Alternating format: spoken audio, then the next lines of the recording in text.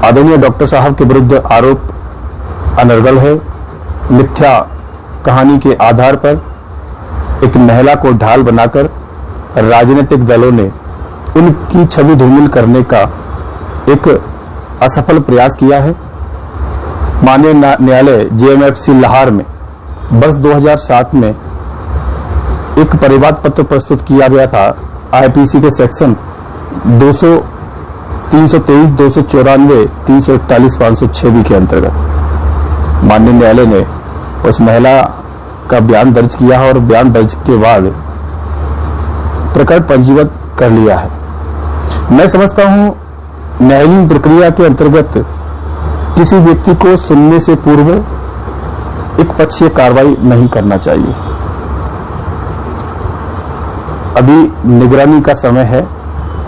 Doctor Govind Singh ji पर notice आया है और नोटिस के बाद वह अपने अधिवक्ता के माध्यम से माननीय न्यायालय के समक्ष निगरानी प्रस्तुत करेंगे।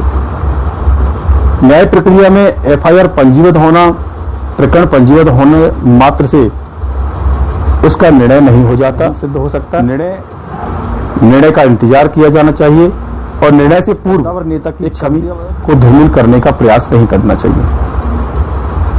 इंडिया 24 चैनल के माध्यम से डॉक्टर गोविंद सिंह जी छवि को धूमिल करने का प्रयास किया जा रहा है। ऐसा प्रतीत होता है कि इंडिया 24 चैनल ने इस बात का एक मूड बना लिया है कि डॉक्टर साहब की छवि को धूमिल करना है, क्योंकि ललिता कुमारी बनाम उत्तर प्रदेश पे एक प्रकरण आया था वर्ष 2013 में।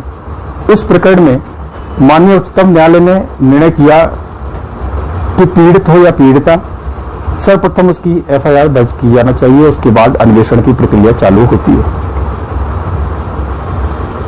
एक सीआरपीसी के सेक्शन 156(3) के अंतर्गत उस पीड़िता की एफआईआर दर्ज की गई। पुलिस को आदेश दिया गया और पुलिस ने एफआईआर दर्ज की। उस आदेश की लाइट में पूरे हिंदुस्तान के अंदर निर्दोषों के विरुद्ध कार्रवाइयां हुई और इन सारी कार्रवाइयों को देखते हुए जब न्यायालय ने यह समझ लिया कि लोग इस आदेश का दुरुपयोग कर, संविधान के आर्टिकल 226 या फिर सीआरपीसी के सेक्शन 156(3) के अंतर्गत जो आदेश पुलिस को एफआईआर करने की जो न्यायालय देता आया था, उच्च न्यायालय ने ऐसे किसी भी शिकायत पर आदेश करने से हाथ खड़े कर लिए, क्योंकि इसमें स्पष्ट रूप से निर्दोषों के विरुद्ध लोग झूठी की शिकायत के आधार पर कार्रवाई करवाते थे। इसी तरह का राजनीतिक पार्टियों के माध्यम से इस महिला को ढाल बनाकर एक कद्दावर नेता, स्वच्छ छवि वाले नेता की छवि धूमिल करने का एक असफल प्रयास किया गया है।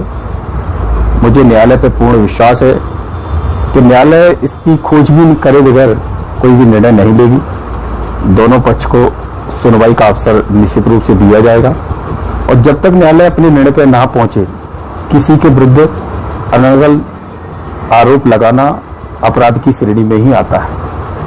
आईपीसी के सेक्शन 511 जो किसी की छवि धूमिल करने या फिर किसी भी राजनेता जो समाज में जिसकी प्रतिष्ठा है उसकी छवि धूमिल करना भी एक अपराध है और आईपीसी के सेक्शन 511 के अंतर्गत उसमें उसको दंडनीय बनाया गया।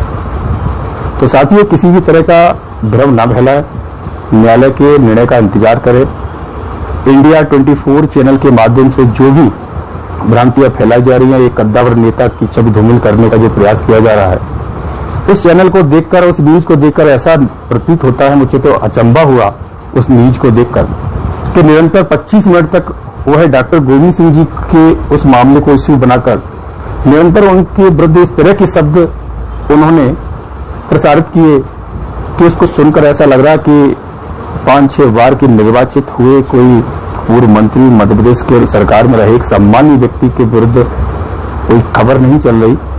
ऐसा लग रहा है जैसे किसी डकैत के विरुद्ध खबर चलाई जा रही है इस चैनल। तो कितनी इन लोगों में मर्यादा नहीं रही। भाई, आप इस तरह की खबर चलाते हो, किसी के सम्मान की आपको कोई चिंता नहीं है। एक बुजुर्ग व्यक्ति के विरुद्ध आप इस तरह की खबर चला रहे हो, इनकी छवि धूमिल करने का प्रयास कर रहे हो। आपकी कहीं ना कहीं आपको विपक्षी दल के द्वारा, सत्ता पक्ष के द्वारा आपको कहीं ना कहीं से दबाव डाला जा रहा है या कोई प्रलोभन दिया गया है, तो आप इतने बड़े नेता के विरुद्ध इस तरह की भ्रांतियां फैला रहे हो इस खबर के माध्यम से। तो साथियों, हमें इस तरह की खबर का विरोध करना है और एकजुट रहना है।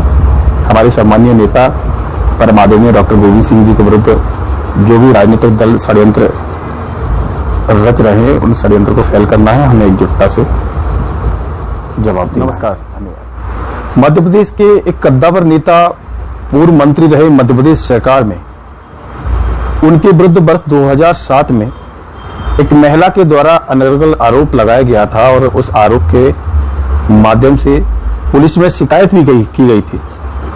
पर कद्दावर नेता के विरुद्ध जो घटना की जो स्टोरी तैयार की गई थी, उसमें कहीं भी किसी भी एंगल से सत्यता नजर नहीं आ रही थी।